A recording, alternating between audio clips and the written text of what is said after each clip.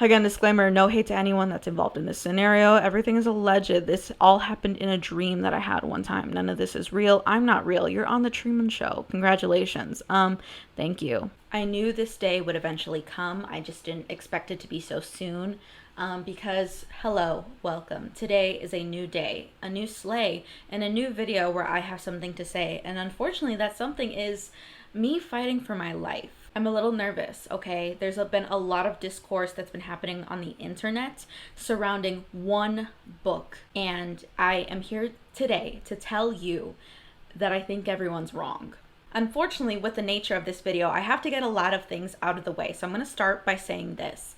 Absolutely zero hate to anyone that's involved in this situation. The only reason that I'm making this video and I'm not going to say reporting on it because literally who am I? I just have a camera and a microphone and a lot of opinions.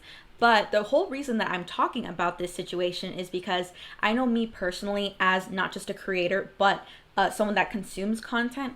I like to know things about the people that I'm consuming content from. Specifically, when people get into controversy, I want to know whether or not I want to continue supporting that person based on whatever it is that they're involved with. For example, this is I hate this confession. When I was in high school, I used to be super obsessed with Shane Dawson. I was consuming his content after he had gone through that rebranding where he was doing mainly the docuseries and all that good stuff, whatever. And after people started bringing up his past and things that he had done previously, I was like, I absolutely don't want to support this person anymore. And I haven't since then. But so things like that, whenever people that I typically support, whether it be just viewing their content or monetarily, because oh my god, I buy merch from people occasionally, especially in the book community. If I'm buying someone's book and then I find out they're involved in something that's genuinely bad, I'm not going to want to continue buying books from that person. So that's the whole purpose of me making this video. There might have been some people in the community that decided that they did not want to read this specific book that I'm going to talk about or continue to support this author based on the conversation, the controversy, if you will, that's been going on in the media, specifically on Twitter. And I think a sentiment that I saw kind of reflected in a lot of different people that are a part of the community is that people were really confused on what exactly was happening. And I felt like there wasn't someone that had everything laid out and was prepared to break it all down. Preparing for this video, I had to do so much research. I had to re-download Twitter, but I did all of that for the purpose so that I can lay it all out for you people and that you can decide what you want to do. So the general thing that I'm covering in this video is essentially Molly X Chung is a debut author. She recently published her book To Gaze Upon Wicked Gods, which you might have heard about because it was also involved in something that happened in late December, early January with Kate Corain.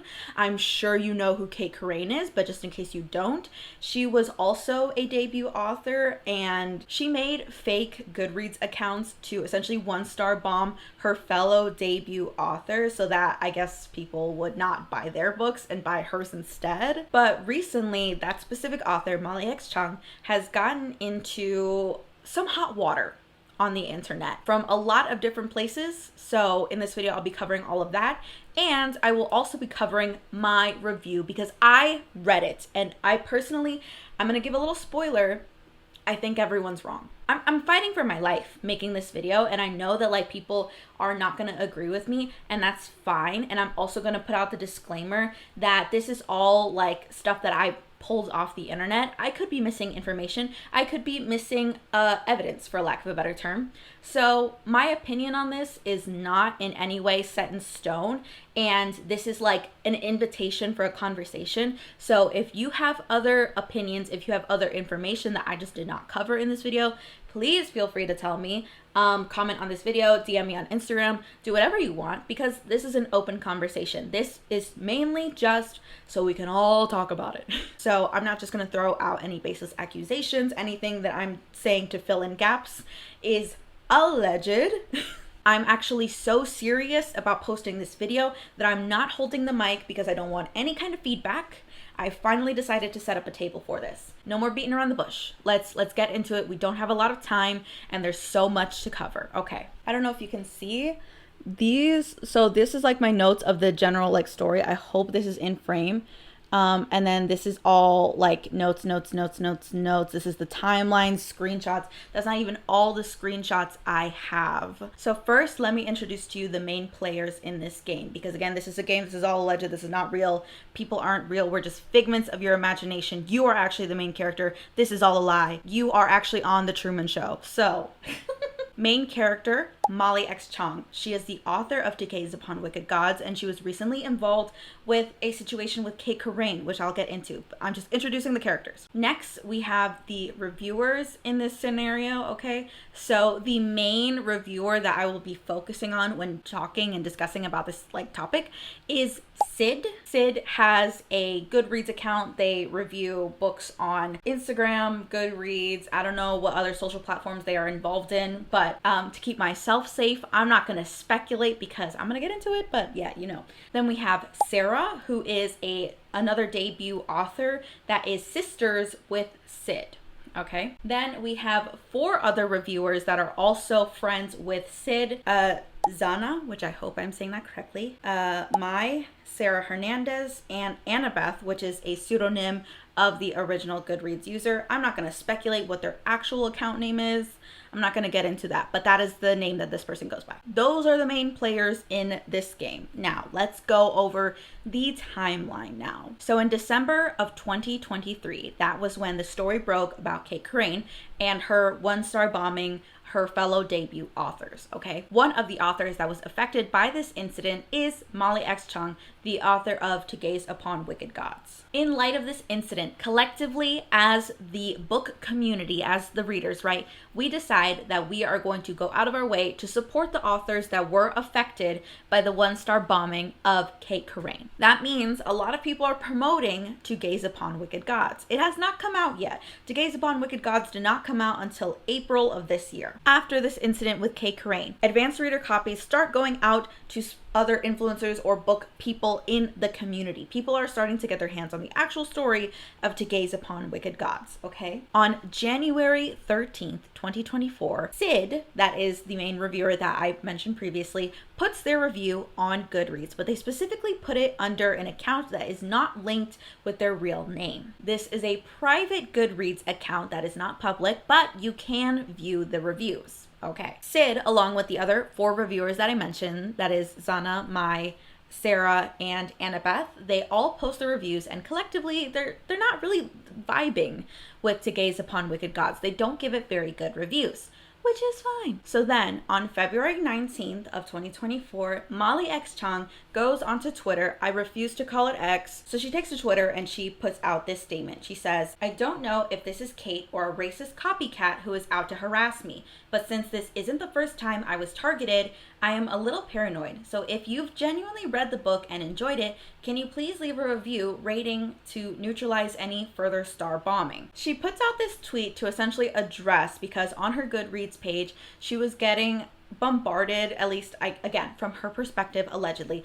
she was getting a lot of reviews and ratings that were inherently negative about the book from people she believed did not actually read it. In a later statement, she says that some of these reviews are coming from usernames that have the name like Jane Corain, which is again, a play on Kate Corain. So she had reason to believe that these were fake. So she believed that she was getting a lot of negative reviews because of her status as a woman of color, and she believed that people were targeting her unfairly, which is why she made this tweet. At least that's why she alleges that she made this tweet. We don't know why she really made it. It's all alleged in Minecraft in theory, hypothetically speaking. So at some point after February 19th, Sid allegedly subtweets Molly based on this first tweet that she posted.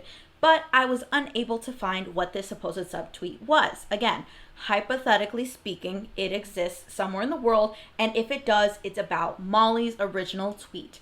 I did not dig further for it because of the further accusations that this reviewer made against Molly, and I wasn't trying to catch those allegations as well. So I didn't go digging for it. But supposedly it exists theoretically in Minecraft. If you log in, you'll find it. So then we're going to fast forward a little bit to March 3rd, 2024. Now, on March 3rd, the author, again, the sister of the reviewer Sid, Sarah, is hosting a launch event, okay? So this launch event took place in Vancouver on March 3rd, and at this event, it's like a whole, honestly, like a little bit of a tangent, but at this event, there's a lot of decorations that are inherently Islamophobic, very insensitive to the identity of the author, to have them posted at the venue where she's hosting this launch event. I'm not going to specify the name of the book that this author wrote because it was published under St. Martin's Press, which, as you may or may not know, there's currently a boycott going on, but I will provide this author's name. Do whatever you want. So on this author's Instagram page, they actually made a statement about it and talked a little bit more about what was inside the venue space for the people that did not attend. They also mentioned that it was just kind of like a weird location because it wasn't actually a bookstore, but the venue was associated with a bookstore, so people kept going to the wrong locations.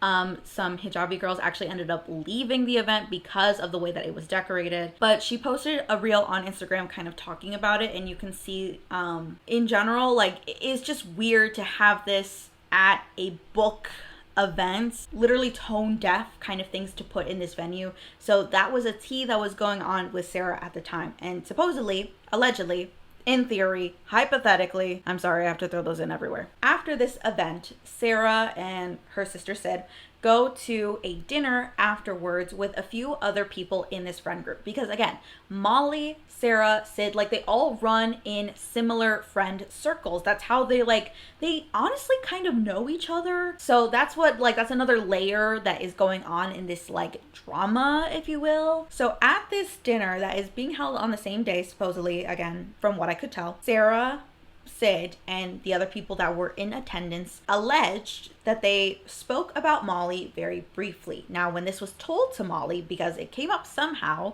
to her, she was under the impression that they had spoken badly about her, that they were bad-mouthing her at this dinner. It was later cleared up that that was not what was happening, that they mentioned her very much in passing, but they didn't specify, specifically the mediator in this situation was unable to specify what exactly they said about Molly. They said it was because, allegedly, that they forgot, that they just didn't have a very good recollection of what happened and what they talked about, but the only thing that they remembered was that Molly was mentioned at this dinner. Molly was not at the dinner. She was not present for this conversation. And to this day, from what I could tell, again, hypothetically, it is unconfirmed what was talked about at this dinner. Sarah alleges, the debut author, she alleges that Molly reached out to her asking her about the venue, asking if she was okay, just kind of like checking up because, again, that was like a big thing that was happening to her. Sarah also experienced a lot of Islamophobia while she was on tour for her book release. So she was really going through it. She's very stressed. Again, she just published a novel. She was stressed about it.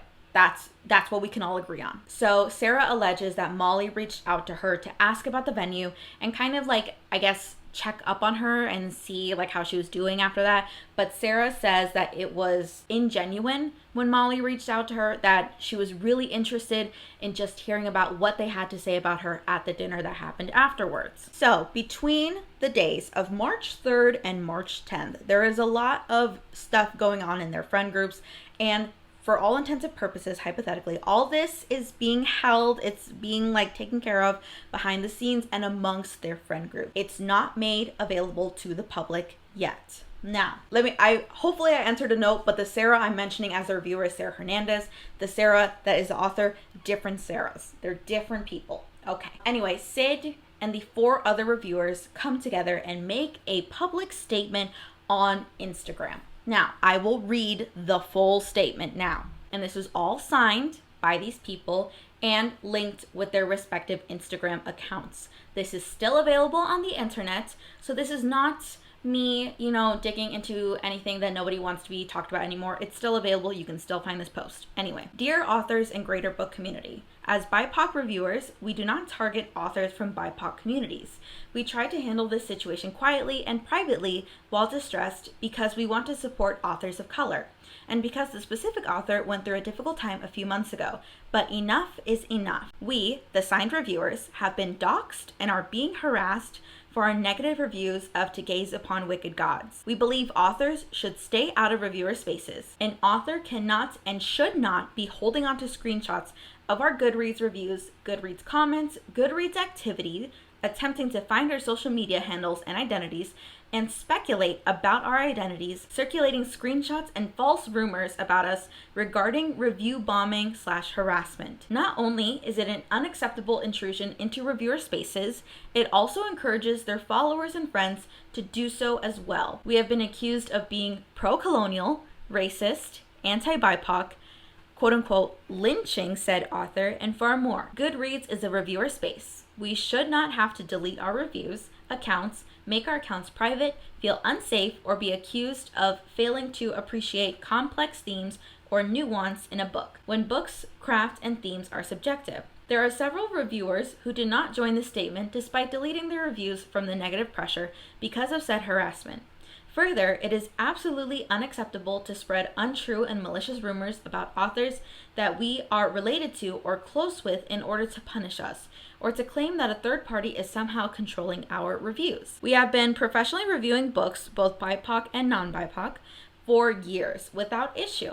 We all read early copies of the book and wrote honest reviews. This should have been the end of it, but it was not. We have dealt with our integrity being questioned for weeks, harassment in our DMs, and public and private claims that we did not write the reviews, that we misinterpreted the books, that we are bad allies, especially by white readers, and more. We have not and never would review bomb a book. We are all BIPOC too. But just because an author is BIPOC does not make them entitled to a positive review from us. We never want authors to be hurt by our reviews, but our assumption is that authors are not reading our reviews on Goodreads or our reviewing blogs. It is fundamentally an intrusion for the author to do this and then share our reviews with others and spread rumors about us. We empathize with the author's past experience with review bombing by a colleague in the past, but that does not give her the right to scapegoat and target us real reviewers. We are making this public statement to show that this is a communal experience by many real reviewers. Opinions about a book should only remain between reviewers and readers, not the author. Ethical and professional boundaries have been crossed at a great cost to reviewers. This is setting a dangerous precedent for reviewers and authors. An author should never have saved multiple screenshots of reviews, shared them around, and accused us of harassment when we never tagged the author, shared it with the author, or otherwise called it to the author's attention. The book community is now rallying around an author's baseless accusations and directing extreme harassment and ire towards us. As reviewers, we ask only to be allowed to do what we love, read and discuss books. Criticism is legitimate, regardless of your personal opinion on a book. Please leave us in peace and stop supporting author intrusion into reviewer spaces.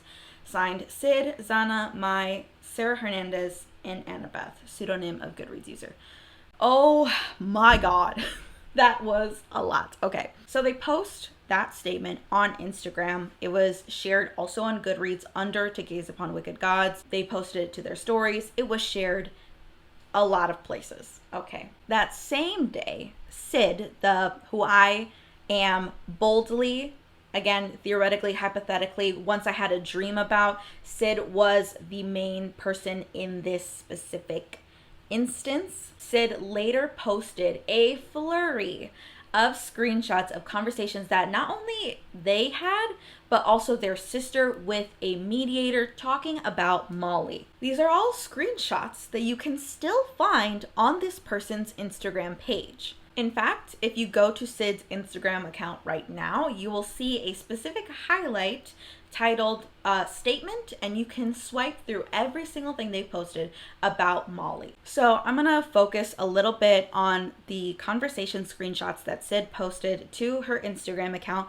before I go into Molly's statement, because she did make a statement on the same day, March 10th, addressing everything that was happening. So the reason I say that Sid is one of like the main characters in this specific scenario is because they also provided more personal statements about their like collective statement about what was happening with Molly. So this is what she added in addition to that. I've been trying to ignore this for weeks. Believe me, my hand was shaking when I pressed the post button. I'm scared because I know my account is small with little influence. But as many of you know, my sister is an author, and the author of To Gaze Upon Wicked Gods is attempting to punish me for writing a negative review of her book by punishing my sister. This author used her personal influence to smear and drag my my sister's name career among the author community during my sister's debut week and privately confessed to it through a mediator / proxy. There are multiple witnesses to this behavior too. The To Gaze Upon Wicked Gods author has a major deal with a huge following. I will not stand for this bullying and harassment against my sister's career when she is a far smaller and Muslim author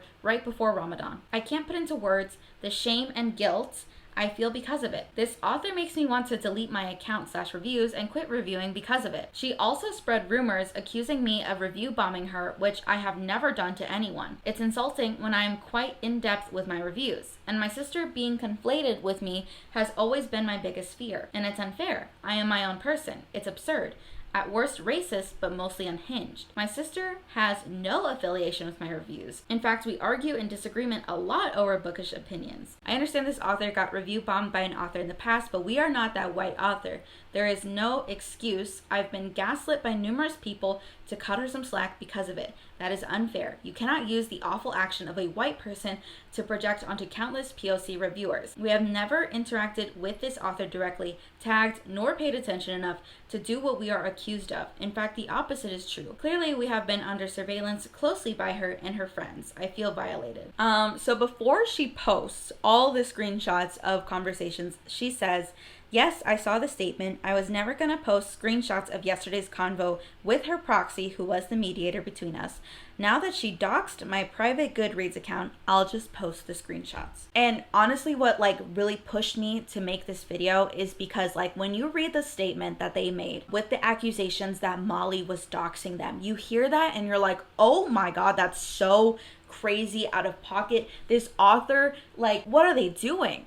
You immediately feel bad for them and you're like, that's awful. How could an author dox you? But then she specifies. Then you actually dig into it and you realize that Sid said that because Molly hypothetically shared her Goodreads username, that qualified as doxing, and that then gave her the right to post all these screenshots of conversations that she had with a mediator that was speaking, essentially connecting Molly and this reviewer. Here's where my opinion comes in. Here is where I get a little controversial. You can't have a private account on a public platform. When we think of doxing, we normally connect it to, someone's private information was leaked, that being their home address, the place where they work, their personal phone number, things of that nature, things that typically would put someone in danger if that information was shared to the wrong kind of people. A username that you have on a public platform is not doxing. I also find it kind of funny, kind of ironic, again, in my personal opinion, because when you go to the To Gaze Upon Wicked Gods Goodreads page, one of her friends, one of the reviewers that also signed this statement, tagged her review in theirs. So you, literally, one of the first reviews, you can immediately pull up Sid's full review of the book. I will extend some grace and say that maybe if you didn't know that these two people were the same person, maybe that was what she felt was a bit of an invasion of privacy. But I just want everyone to know that if you have an account on a public platform that you post content onto regularly, that's not private information, not even remotely. Nothing on the internet is private, okay? In my personal opinion, what from a person that has a degree in English and creative writing perspective, I think when you make a statement saying so-and-so doxed me, hypothetically, again, in this scenario that totally doesn't exist that I had a dream about one time, I think it would, manipulate the audience to think a certain way about your statement, because you're not being honest. You're not saying what really happened. Because people hear doxing and they think the worst. People are going to read that statement and just think that Molly shared her personal address, her phone number, things like that is actually dangerous information to have, especially people that are sending hate. But then you look into it and it's really just that her username was shared. In a time and age where we know that people don't really look too deeply into these controversies, people won't fact check Media literacy is a figment of our imagination at this point. People might not be looking too deeply into those claims. They're just going to hear that and they're going to say like, oh, I don't want to support Molly anymore. But then you look into it, and like me personally, I was on the side of the reviewers at first. And then I heard what like she thought doxing meant, and I was like, no, that's weird, because that's not what doxing is. You can't dox information that you can search up.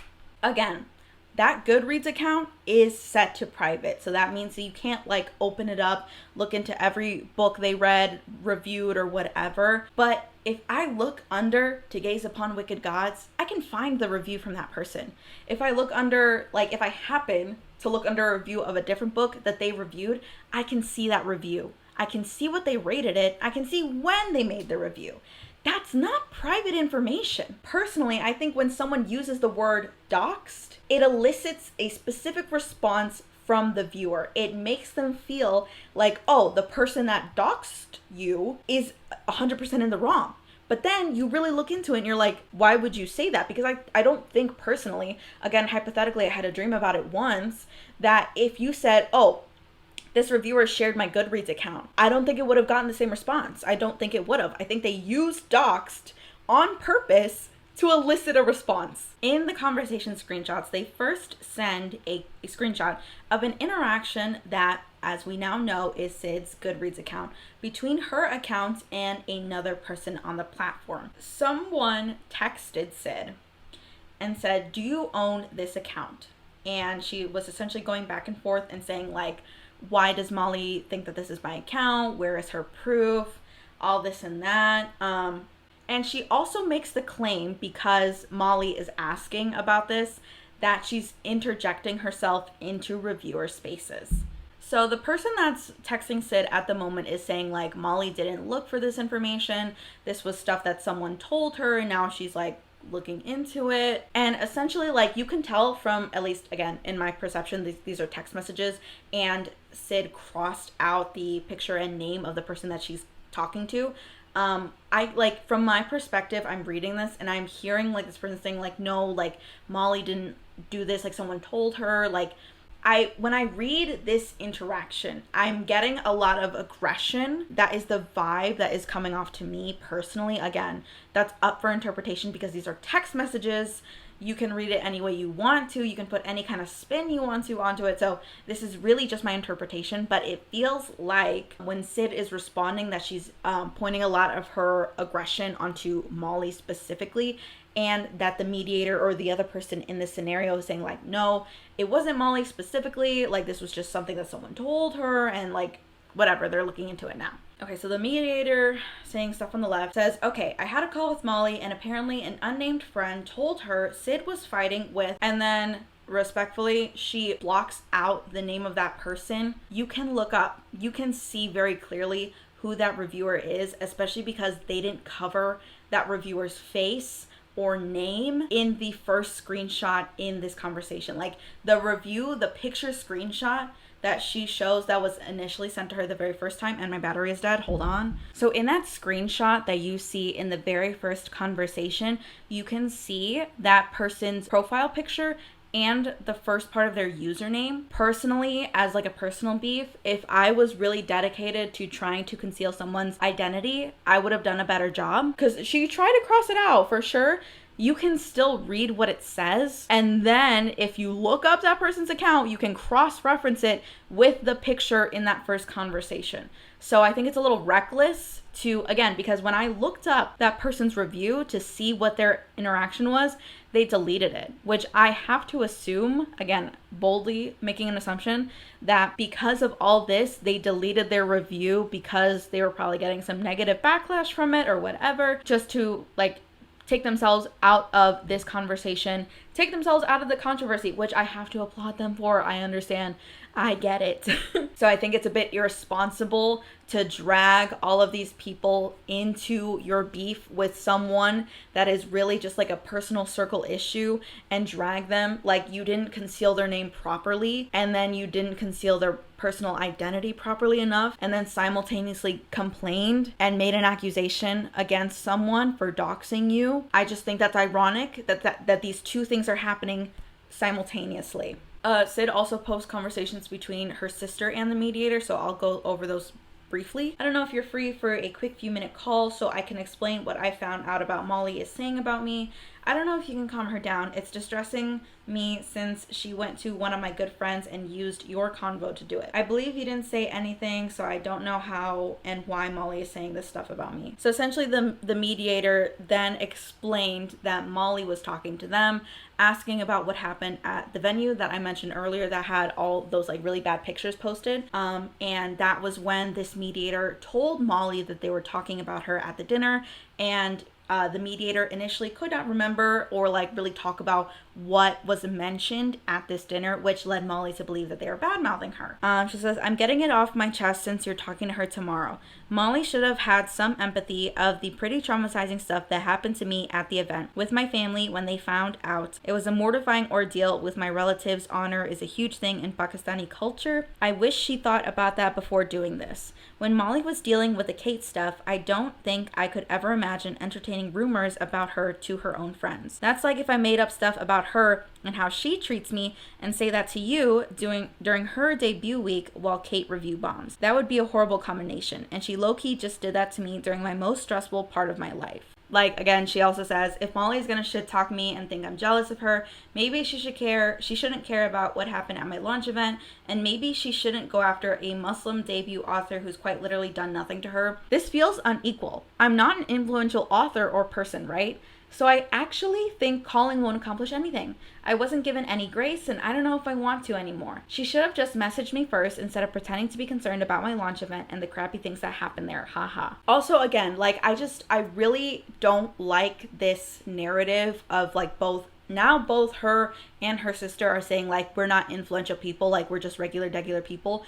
One of you is an author, like traditionally published author, and the other is a pretty well-known book reviewer that has a following. You guys aren't regular people. Like, I'm sorry to tell you, you're famous. And I didn't think that would be a hard thing to tell someone, but you're kind of famous. You have influence over people. Obviously, if so many people decided not to like support Molly X Chung because of your statements, I think you hold some influence. So the gist of all those conversation screenshots, because I'm not gonna like post every single one. You can still view all of this evidence. It's still up on her page, so please feel free to go check it out. But the gist of all this conversation and what I'm getting from this conversation is that between March 3rd and March 10th, from when they made their statement and this launch party, Molly was discussing amongst friend groups, and Sarah is alleging that Molly was speaking badly about her to fellow authors and other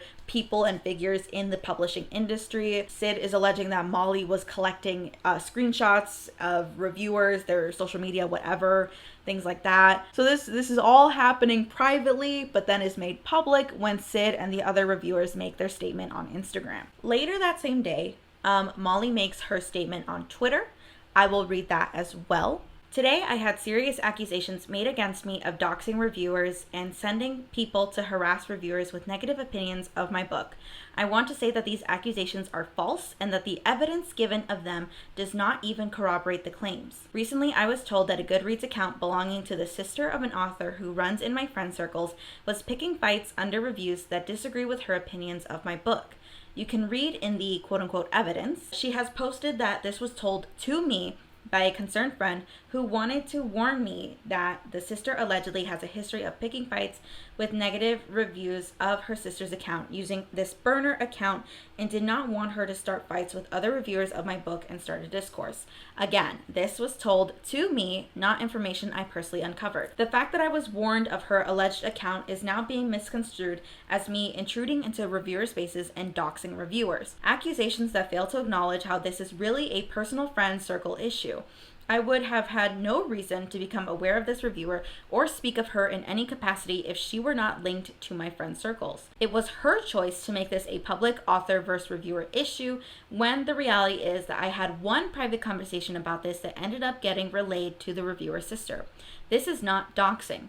I didn't even tell anyone exactly what the account was until the reviewer approached a third party to mediate. There are also accusations of me collecting screenshots of this reviewer's social media, but there are a grand total of 2 and both were sent to me by the friend warning me to be careful because she had heard things about that account. I am aware that there is ongoing discourse about whether my book is a quote-unquote colonizer romance. This is up for reviewers to debate, especially considering the ending and the title of Book 2, To Kill a Monstrous Prince.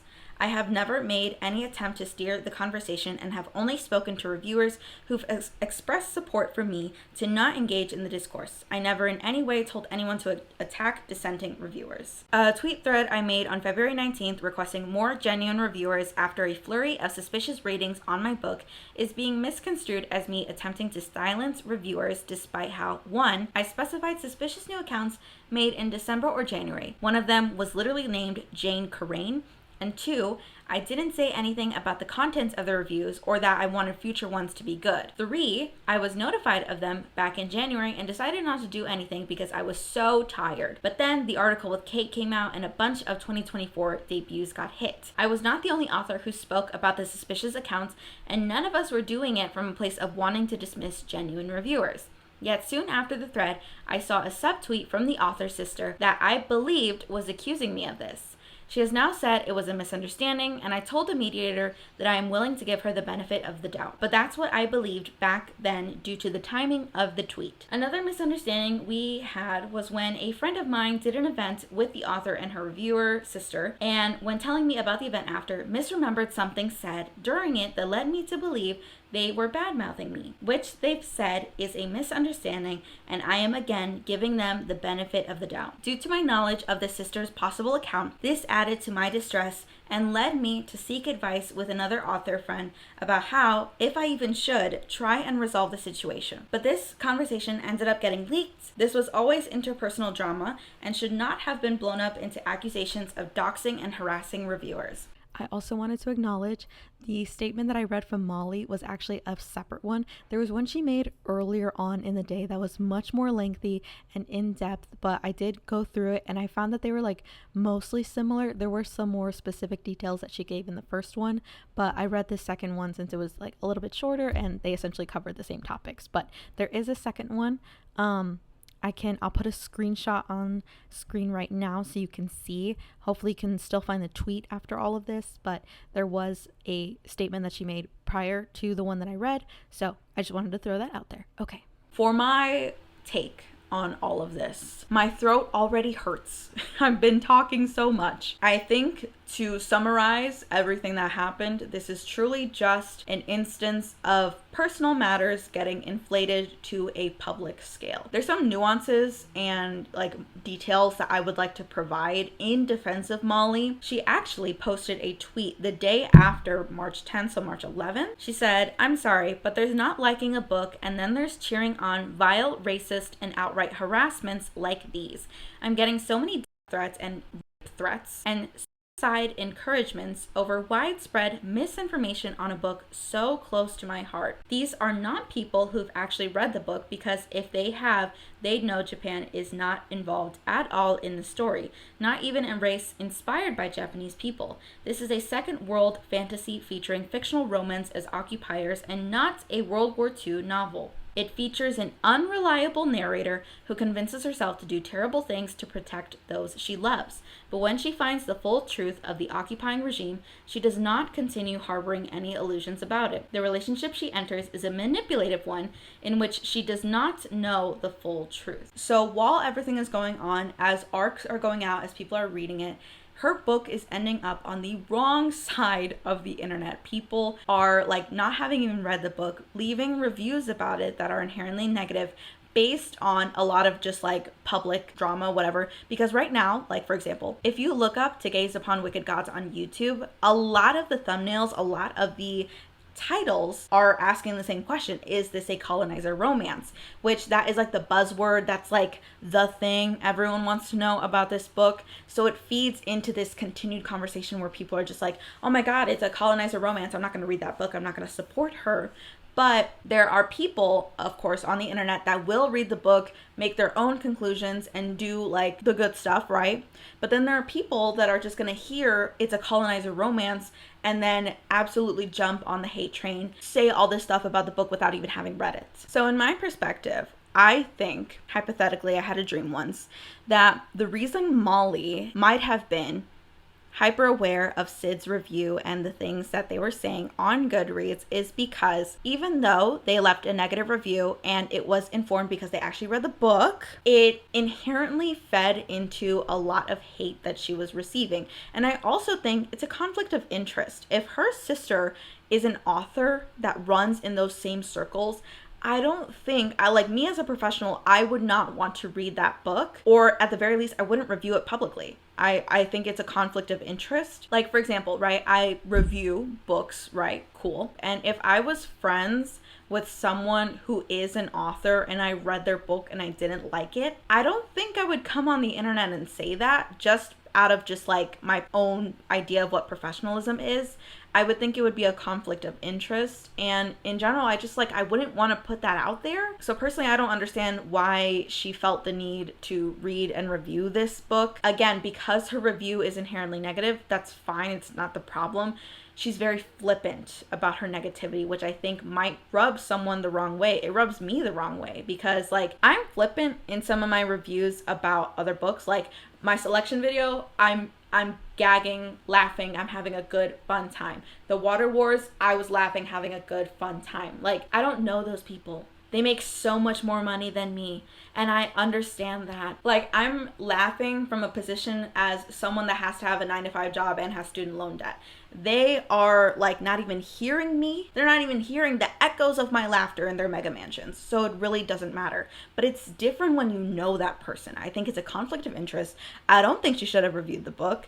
And personally, I don't think she should have made all this like public. It really seems like it was a issue between like inner circles. It seems almost from a position that she felt like she wanted to come out with all this stuff because she felt that Molly was harming her sister's reputation. And, you know, like sisters, we do everything for each other. And that's great and that's wonderful. But I think it was really just like bad timing because while they're having this like, you know, whatever, good, fun discourse about the book and whether or not they like it, Molly is receiving hate from people that haven't even read it and don't necessarily have the best intentions with leaving these reviews. Because some people leave negative reviews without wanting to hate on that person. What I think Molly might have been afraid of is that Sid was giving ammunition to people that didn't have good intentions. If Sid did have good intentions with her review, then that's fine. But I think she might have been afraid that she was giving ammunition to people that didn't. I think we can all agree authors read their Goodreads profiles. We're not going to come on here and lie. Like, as soon as we can all come to that understanding, we'll be in a much better place. Authors look at their Goodreads pages, even though they're not supposed to, even though it's bad for their mental health, they do. It's just what happens. Personally, I'm not like 100% against authors doing it. I think from negative reviews, an author can learn. They can adapt, they can develop their craft, they can take that criticism that they get and evolve in future projects. So I don't think that it's inherently negative if authors do look at their reviews. It's, again, problematic if they act on negative reviews, if they reach out to people that leave negative reviews, if they get involved with people directly. I think that's bad. Of course, I can understand that. But I think like to say, hypothetically, like if I had a dream that this happened, I would think that that person was being a little dramatic, that they were jumping a little bit to conclusions and blew it out of proportion just a tad. Because I don't think it's intruding. I don't think it's like violating boundaries. I wouldn't think it would be like that. Overall, I think this was a personal issue that was blown out of proportion. I will give the benefit of the doubt that I don't know what Molly was, in theory, saying about this author. I don't know any of the other conversations that they were having. I don't know anything that these people really said. This is all like hypothetically, allegedly. I really don't know, and I really couldn't say because I'm just a normal person and I'm not involved in this situation in any kind of way. But as of right now, I think, and what kind of like bothers me the most is that they were alleging that she doxed them because of a Goodreads username. And like when you take into context that she was specifically concerned that this person was disagreeing with good reviews of the book, I just like, what is the need? I don't know. Like I go on Goodreads, I leave my reviews, and that's it. I don't really engage with other people's reviews. I don't feel so like moved in such a way to talk to someone that has a disagreeing viewpoint. Like, I have, like, my sister who I talk to about books all the time. For example, she loved Daughter of the Moon Goddess. I did not like it, and we had a conversation about it, and that was it. But anyone that did like that book, I did not feel in any kind of way that I needed to persuade them to think differently. And that's not how I feel with any of the reviews that I make. I never feel as though I need to change someone's mind if they disagree with me. I just don't understand, like, how you can consistently disagree with people on the internet and, like, consistently go out of your way to, like, message people that don't agree with you. Again, this hypothetically, allegedly, I have no idea. Context, Kristen, again. Also, what I forgot to mention, I don't know how I glossed over this, but Sid also left a review on her own sister's book, which is, like, heavily breaching some kind of moral, ethical code of reviewers. And not only that, she also, like, quote unquote argued with negative reviews of her sister's book. So I wanted to bring that up because I think it shows, like, a pattern of behavior, that this isn't the first time she's done this, and maybe that was why Molly was a little bit more wary of it, because she's going into her own sister's Goodreads account. And again, for Sid to be saying all this stuff about Molly disrespecting reviewer spaces and crossing boundaries, and then for her to simultaneously go into her own sister's Goodreads page and review her book and argue with people is, like, beyond unethical. That's the vibe I'm getting, but, like, my vibe detector could be off. Again, my opinion on this is not set in stone. I think it was a deadly combination, and then it ended up turning into all of this. Also, side note, which I guess is, like, not really a big deal, but I think it's kind of funny because, like, honestly, when I look at this stuff, I see a lot of contradictions. I see a lot of things that I'm like, this is not adding up. I'm not really understanding what we're saying here, because, like, Sid and Sarah are like, oh, we're not, like, really big influential people, but then they have, like, book deals and they are book influencers. I actually looked at Sarah's book on Goodreads. Again, I won't mention the name because it's under boycott. So what I think is kind of funny and what I want to bring up is that under Sarah's book, she left a statement, but she left the statement as a review. So when you look it up, she rated the book 5 stars, which we can argue about the ethics of rating your own book. But then she left a letter addressing, like, topics of the book, why she wrote it, whatever. But I would say, because they're saying that it's an invasion of reader spaces, of reviewer spaces, for Molly to have screenshots of her own Goodreads page. Sarah literally posted on her Goodreads page. Is that not an invasion? Could she not have made that statement on Instagram, on TikTok, on Twitter? I would argue about the ethics of that. Like, why is she addressing reviewers directly, if not to influence their review directly on the page where they're supposed to be reviewing? Like, if I see a note from the author on the same page that I'm supposed to be leaving a review, it's going to affect me in some kind of way. So I think it's a little ironic that we are having these conversations at the same time. It seems as though, again, hypothetically, in a dream that I had one time, it seems like the rules apply to one person, but they don't apply to the other. All in all, I want to extend some grace. She had to deal with Kate. She had to deal with, like, hate, like, that rhymed. Personally, after reading the book, I don't think it's warranted. I don't think we have a really good basis. So this is me in the future, but this is not future Kristen. This is context Kristen. I'm adding some things that I forgot to say in my original video. It was just very hectic. There were some things that I forgot, and I'm sorry. This video isn't, like, covering every single individual screenshot, so I apologize in advance. As I went through and I did the edits, I realized, like, I didn't really say or, like, really hone in on specific ideas that I wanted to, so that's what I'm doing right now. So first, I want to reiterate that there is fault on Molly's side. I felt like when I was recording, I had that in my mind, but I didn't really say it out loud. I don't think anyone is 100% innocent in this scenario. I think there's fault on both sides. There is fault on Molly's side in terms of, again, there are allegations against her. These are unconfirmed, but I did want to validate that those were out there.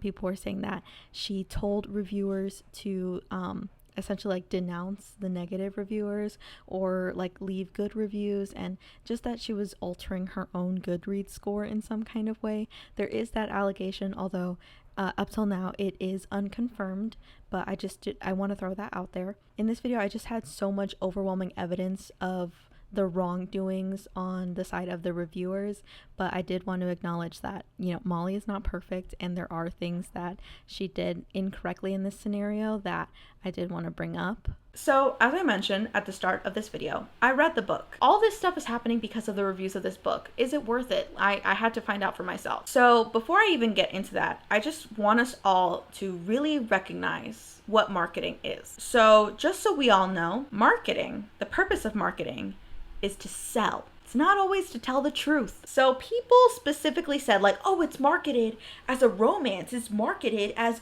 a Zutara romance. Like, the book is not at all like the marketing. I'm sorry, I don't think that's a valid criticism. And that's because I understand to some degree that the way books are marketed is not necessarily the way they actually are. For example, Divergent is marketed as like, oh, it's exactly like the Hunger Games. It's not. Actually, so I read some of the reviews of Sarah's book and people had the same criticism that the way the book was marketed was not really what the book was about. So I'm like, okay, this is not unique to Molly, because the purpose of marketing is to get you to buy the book. It's to give you a gist. They'll go off like the bare minimum of what the book is about to get you to read it. That's the whole point. They want you to buy it. So I can tell you right now that it's not a romance. It's not Zutara. Like, it's none of that is true. A really important key aspect that I think a lot of people didn't grasp when making their reviews or when talking about the book is an important distinction that Molly made in a tweet. And that's specifically when she says that Ruying, the main character, is an unreliable narrator. What is an unreliable narrator? Allow me to explain. An unreliable narrator, actually let's ask Google. An unreliable narrator is an untrustworthy storyteller, most often used in narratives with a first-person point of view. The unreliable narrator is either deliberately deceptive or unintentionally misguided, forcing the reader to question their credibility as a storyteller. So, Ruying, our main character, the person who's telling us the story, is unreliable. And that's because she's not telling the truth. Because they're saying like, Ruying constantly contradicts herself. She says like, oh, she's fighting for her family, but then she's actually really selfish. Yeah, that's the point. You're not supposed to trust her. I think it's because us as readers, we're so used to the narrator or the person that we're reading from to be like our true north, especially when we're reading books that are like fantasy or have like a significant amount of world building. You rely on the narrator to kind of point you to true north. We're not used to having an unreliable narrator. We're not used to having people lie to us. You see like the truth of the reality that she's living in from the side characters. So I think her status as an unreliable narrator also goes into the fact that this really isn't a romance. When you read the book carefully, any point in which Anthony is acting romantically towards her, when you actually read it, he's not being romantic at all. Like, when you look at the way Ruying is interpreting the way he's saying certain things, it does have a romantic element to it, where like when she says that he talks to her, he says specific things that he's saying it softly or things like that, which I think is what leads people to think that he's actually being romantic. But when you look at his actual dialogue, what he's saying is not like romantic or even nice. So for example, like after Anthony saves her from drowning in chapter 42, she asks, specifically she's asking him like why he saved her, and she says, because of my gift, because you don't like to waste talents. And he replies, if that's what you want to believe. Like, that's not romantic. He's not like saying anything that's like making my heart leap. Like, when you really look at his dialogue, he's not being romantic to her in any way.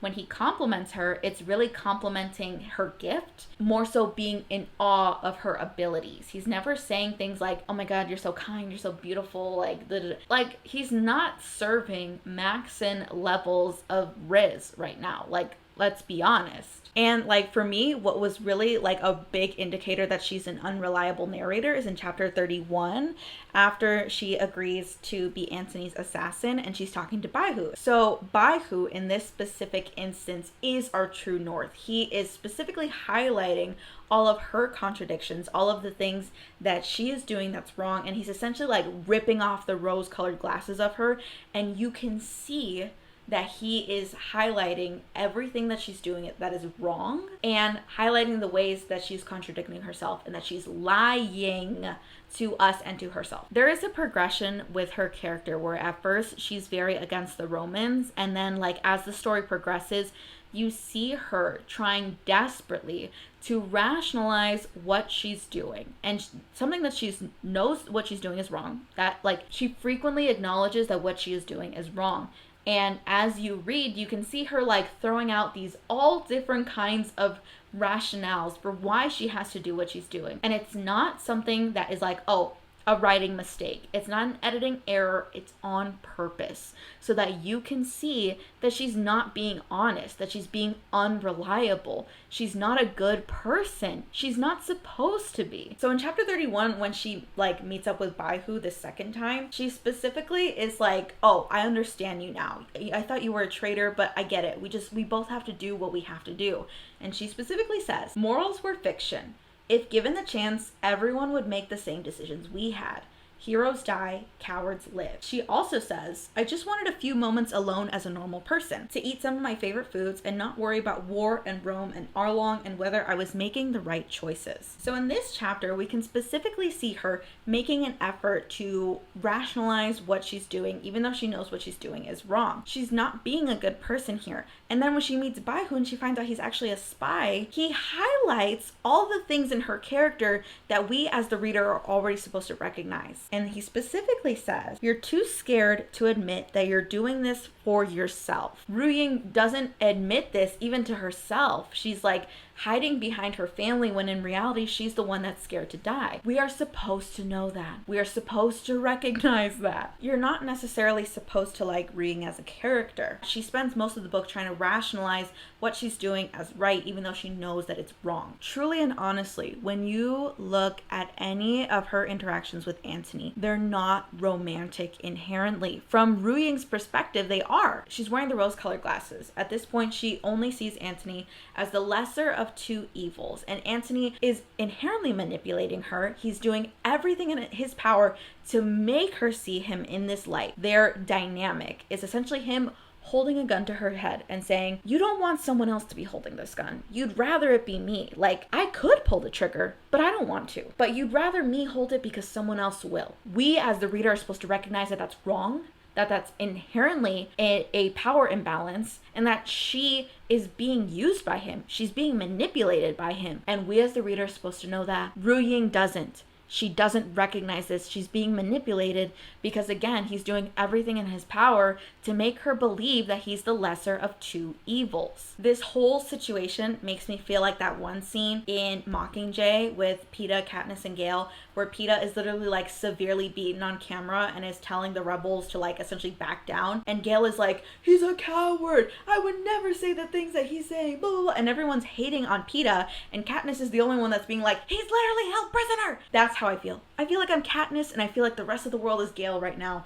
And we can't be Gale right now. We have to recognize that Ru Ying is in this position because in her mind, with the context that Rome defeated her whole country in a day, she might feel like she has no other option. I'm not going to sit here and say that I loved the book. I didn't. I think there were some parts of the book that could have been stronger, and there's some aspects of it that contribute to the negative conversation that is going on around this book. So the Phantom is the rebel forces that are going against Rome, and I think inherently when we are introduced to the Phantom, the first few interactions we have with them, like they're not making a strong case for their resistance, specifically because we're introduced to them through her sister Maya, and Maya is just like not a likable character. Our first interaction with Maya, she's being incredibly mean to Ru Ying, like downright cruel. So it's like, if she's the person we're supposed to associate with the rebel cause, why are we supposed to like her and then by extension the rebels? And I think that's part of the reason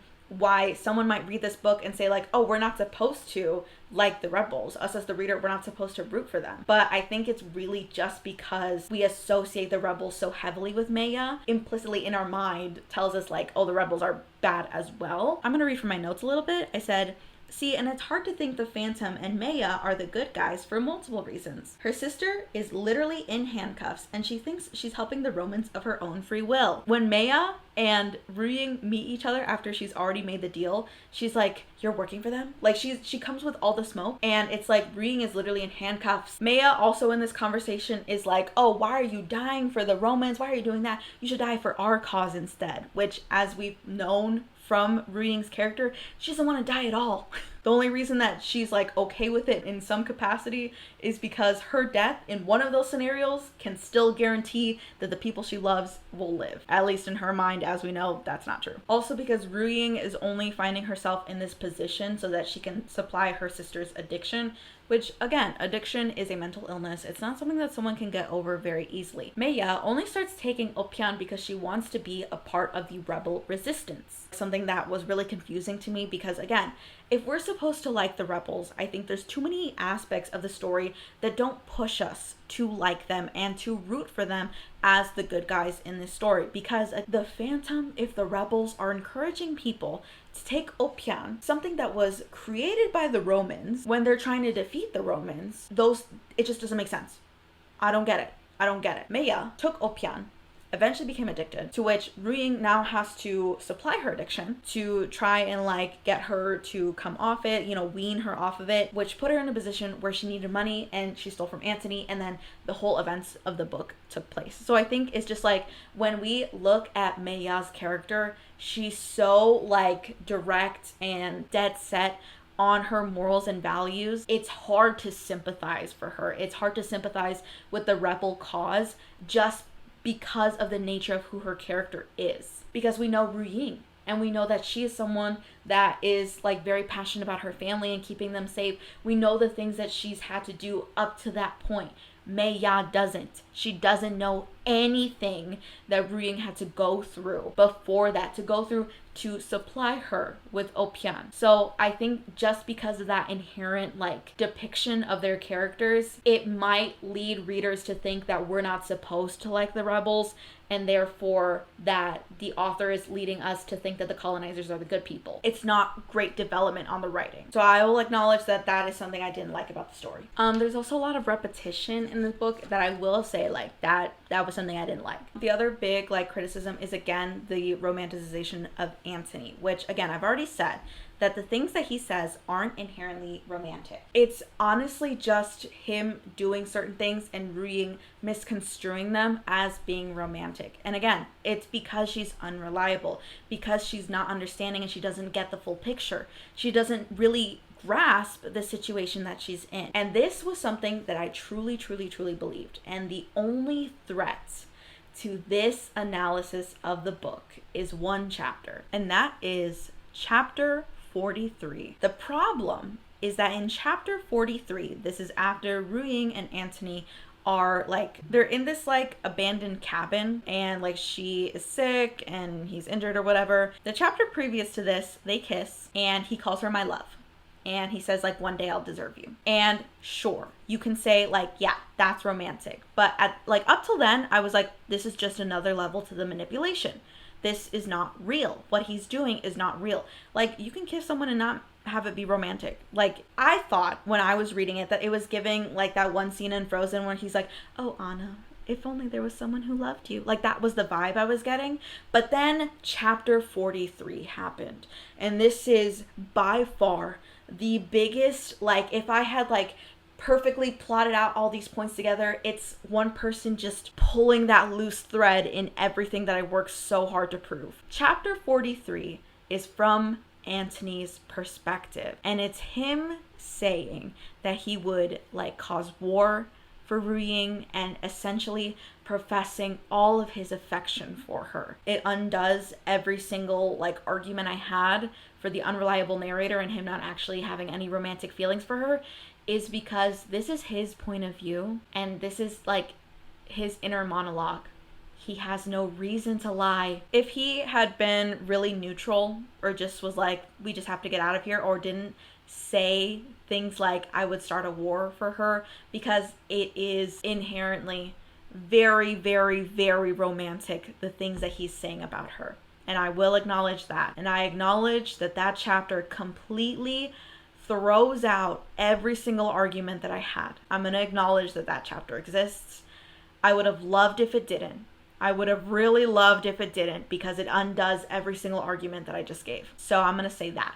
I do have criticisms of this book, and I am able to entertain both sides. Other more minor criticisms I have is there's a lot of repetition. For example, grandma taught me Proverbs, men, ...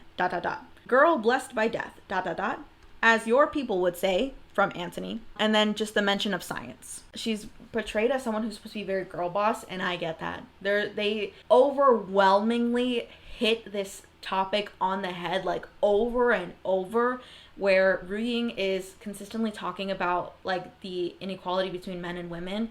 And I beg, let some of that go unsaid. There were times that I would have loved a little bit more subtlety. In general, I think chapters 1 through 9 really drag. Like, it doesn't get into more like boom, boom, boom action until after chapter 9. It was a bit of a slow pickup for me personally. The other like major big criticism is that people are referencing Unit 731. So essentially at this time, Japan was engaging in completely unethical, inhumane human experimentation. So that is what is essentially talked about at the end of the book, where Ru Ying discovers, with the help of Baihu, that Antony has been kidnapping Shenlings and doing experimentation on them, because the essential main issue or conflict in this book, Rome is essentially global warming. They don't have energy. Like, their planet just won't give them any more energy. Like, Mother Earth has no more coal, no more wind, no more anything to give. But they found out that the cells in Shenling's bodies that give them magic can provide more energy. So they've been essentially experimenting on them and extracting these cells, allegorical to Unit 731. After Ru Ying finds out about the existence of Unit 731, she is completely anti-Antony. She's like, I'm not vibing with you anymore. She confronts him about it, and when he like tries to do the whole like sweet talking, his same like song and dance that he was doing before with her is ineffective.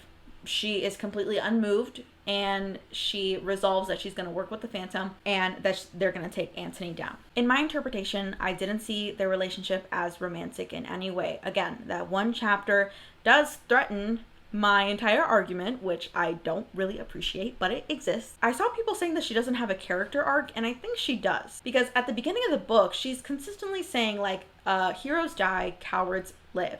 So at the end of the book, she not only chooses like, yes, I'm going to fight against Rome, I'm going to fight for my people, but she is okay with dying. She realizes that there are things worth dying for, because prior to that, she was desperately clinging on to life in any way, shape, or form. She was willing to do whatever it took to stay alive. But at the end of the book, she realizes that just because you're alive doesn't mean that you're living. Prior to this, she thought that the cost of her life and her family's lives was, you know, it was something she was always willing to pay for. But after she finds out about what's happening with Antony and his experiments, she realizes that that's not true, and that she is willing to die for a cause. So overall, I think I would rate the book, I'm gonna give it a 3 out of 5. There are aspects like craft-wise that I didn't like, a lot of repetition, flaws that I think because of the external things that were happening around this book didn't really contribute kindly to what was happening in the book. Again, with like the rebels, the portrayal, like it's really like a toxic concoction of internet stuff with actual like book stuff. I'm not going to sit here and say that the internet isn't influencing certain people's readings of this, because like me personally, when I was going into it, I was like, oh my god, like I had the background knowledge of people saying it was a colonizer romance and things of that nature when I was going into it. So did it impact my reading a little bit? Yeah. When I started, I told myself, I'm like, I'm gonna like read it, be in depth, take all these notes, really think about it so that I can sit here and make my honest review. I'm someone who is like constantly, like that's my MO. I constantly take things too literally. And this is like one of the rare instances where I was like, we're not supposed to take it that literally. Do I think this is an amazing book? No. Do I think that it deserves all the hate that it was getting based on things that weren't 100% true? No. Absolutely not. I think everyone's reviews of this are valid if they have read the book. If you haven't read the book and you left a review, you're lying. It's not fair to authors if you haven't read the book and you're just leaving a review because of what you hear on the internet. Don't do that. Overall, this has just been like a huge thing. I would love to hear what everyone else thinks of it. If you've read the book, give me your perspective, because I really have to understand why everyone was so up in arms about it. I really don't see how it was a colonizer romance, because there was no romance to be. Is the romance in the room with us? It's really not. I think it's really just like you can answer away a lot of people's criticisms when you put into perspective that she's supposed to be an unreliable narrator, and anything that she's saying and anything that she's interpreting is not real. The romance with Antony isn't real. Her rationale of why what she's doing is good is not real. We are supposed to know that. Any criticism that people have about Ruing's character, Antony's character, their romance, whatever, yes, you're supposed to feel that way. I will say that Molly X. Chung approached this topic, approached the story that she wanted to tell in a way that's experimental, in a way that is not typical in how we see people talk about their trauma. And I think we can allow some grace. If Colleen Hoover can write a romance that people simultaneously, collectively say is romantic about a woman falling in love with her abuser, I think we can extend some grace here. If Colleen Hoover can make a movie about that book and people are gonna go watch it, I think we can extend some grace here. That is what I'm gonna say. My brain is literally in a fog. This has been so much. I've been researching, thinking about this for 2 weeks. Overall, you can think what you want. You can say what you want. That's fine. Just recognize that if you have an opinion, someone can disagree with that. And if you say that opinion on the internet, someone can respond to you on the internet. If you post on the internet, you are a public figure. You are up for public scrutiny. I'm so sorry to tell you that, because as unfortunate as that is, like, and I'm going to specify that it's scrutiny and not hate. Someone can disagree with you. Someone can disagree with the way that you went about things, as I am here. But overall, read To Gaze Upon Wicked Gods. I really, really, really want to hear what everyone has to say about it, because I just think I want to have a conversation about this book. So far, I haven't talked to anyone else that has read the book. I would really like to. Anything that I'm saying is really not that serious. I really am not feeling so passionately about it where I will contact any of the people that are involved in the scenario and be like, I think you're wrong. I think blah, blah, blah, blah. I don't care that deeply. I just wanted to contribute my voice into the conversation, because I really do feel bad that Molly has had so much happen to her, and I can still acknowledge that she might not have been 100% in the right. I don't think she's 100% innocent. I don't think Sid is 100%. I don't think anyone is 100% innocent in this case. But I'm going to extend the benefit of the doubt and say that her side might not have been equally represented in the media as other people's sides. So that's the purpose of this video. My throat literally hurts so badly.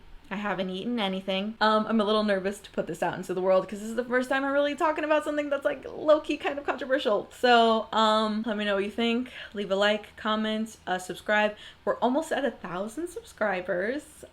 Yes, so I'm super excited about that. Let me know what you think. I am opening myself up to the public, and I'm scared, but this is what I signed up for, so I'm okay with that. Anyway, that's it. I'm gonna go eat food now. Again, disclaimer, no hate to anyone that's involved in this scenario. Everything is alleged. This all happened in a dream that I had one time. None of this is real. I'm not real. You're on the Truman Show. Congratulations.